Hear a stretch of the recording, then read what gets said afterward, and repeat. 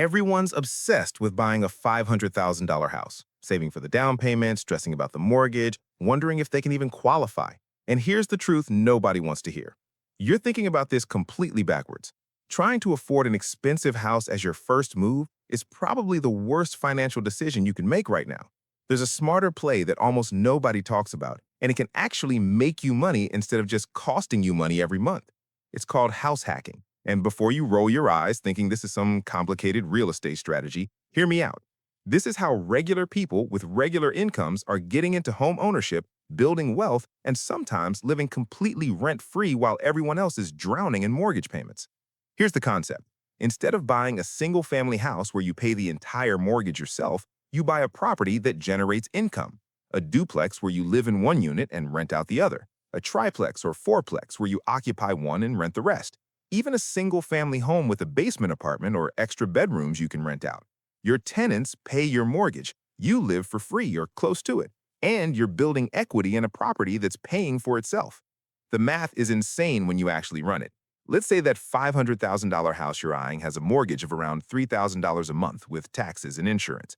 That's $36,000 a year just disappearing from your bank account.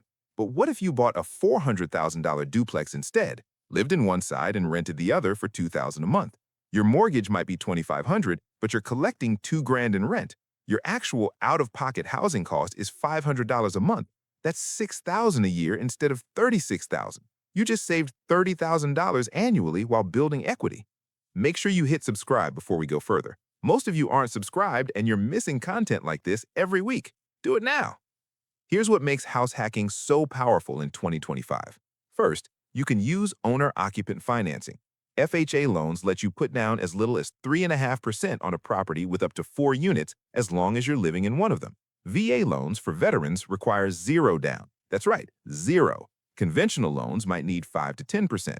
Compare that to investment property loans, which typically require 20 to 25% down and higher interest rates. House hacking gives you residential mortgage benefits while buying an income-producing asset. Second, your tenants are literally paying off your mortgage and building your wealth. Every month they hand you rent, a chunk of that goes toward principal paydown. That's equity you're building without spending your own money. In 5 to 10 years, you could have significant equity in a property that cost you almost nothing to own. Third, tax advantages. You can deduct mortgage interest and property taxes on your primary residence, but you can also deduct depreciation, repairs, maintenance, and other expenses for the rental portion. Your CPA will love you. You're getting tax benefits from both sides. Now, let's talk about the different ways to do this, because house hacking isn't one size fits all. The classic approach is buying a 2 to 4 unit property, live in one, rent the others. This works best in areas where multifamily properties are common. You maintain privacy because you're in separate units, and you can charge market rent without feeling weird about living with your tenants. Don't have access to duplexes or triplexes? Buy a single-family home with a finished basement or mother-in-law suite. Rent that space out. Maybe you're sharing a property, but you still have your own separate living area. Some people rent out bedrooms in their house. This requires more comfort with having people in your space, but it can dramatically reduce your housing costs. There's also the short-term rental approach. Buy a house with a guest suite or extra bedrooms and list them on Airbnb or Vrbo. This can generate way more income than long-term rentals in the right markets. Tourist destinations, college towns, cities with major events. The trade-off is more management and potentially inconsistent occupancy. Here's the strategy almost nobody uses. Buy a fixer-upper with owner-occupant financing, live in it while you renovate, then either rent it out and move to your next project or sell it for a profit. You're combining house hacking with house flipping. It's more work, but the returns can be massive. If you're still watching, subscribe to the channel. It genuinely helps, and make sure you catch future videos like this. Let's address the objections, because I know what you're thinking.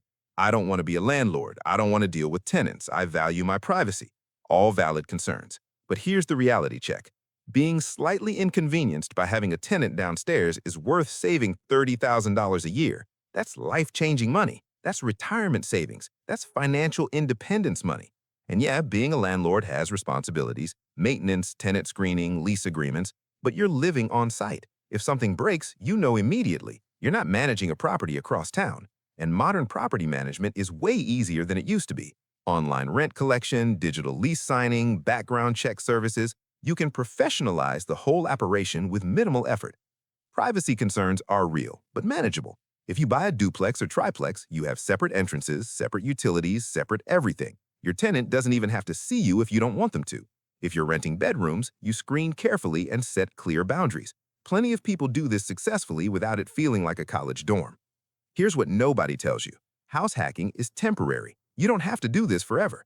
The strategy is live in the property for a year or two, get the owner-occupant financing benefits, build some equity, then move to a nicer place and keep the first property as a rental.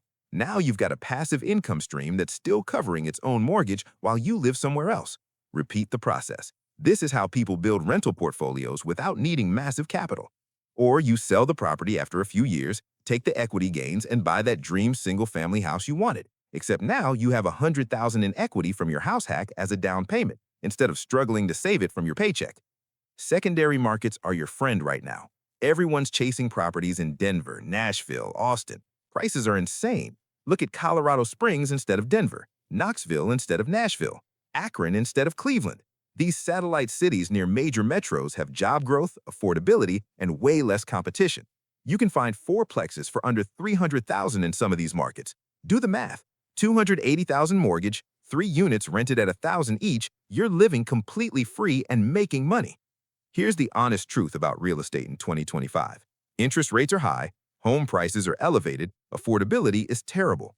Trying to buy a single-family house as your primary residence is setting yourself up to be house poor, spending most of your income on a mortgage with nothing left to save or invest. House hacking flips that equation. Your housing expense drops to nearly zero while you build equity and generate cash flow. This isn't some get-rich-quick scheme. It's a proven wealth-building strategy that's been around forever but got forgotten during the easy money years when everyone could afford anything. Now that housing is expensive again, house hacking is more relevant than ever. Stop trying to afford that $500,000 house. Buy a $300,000 duplex, live in half, rent the other half, save the difference, build equity, and set yourself up for actual financial freedom. That's the move. The question is whether you're willing to sacrifice a little privacy and convenience now for massive financial gains later.